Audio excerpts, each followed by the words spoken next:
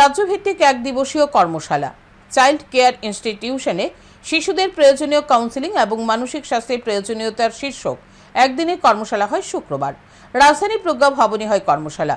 জাতীয় শিশু অধিকার সুরক্ষা কমিশনের উদ্যোগে ত্রিপুরা রাজ্য শিশু সুরক্ষা কমিশনের সহায়তায় হয় কর্মশালা। উপস্থিত ছিলেন সমাজ কল্যাণ ও সমাজশিক্ষা দপ্তরের অধিকর্তা তপন কুমার দাস, শিশু সুরক্ষা কমিশনের চেয়ারপারসন জয়ন্তী দেববর্মা, মহিলা কমিশনের চেয়ারপারসন ঝর্ণা দেববর্মা, ত্রিপুরা বিশ্ববিদ্যালয়ের সাইকোলজি বিভাগের অধ্যাপিকা ডক্টর রঞ্জনা ভট্টাচার্য সহ অন্যান্যরা।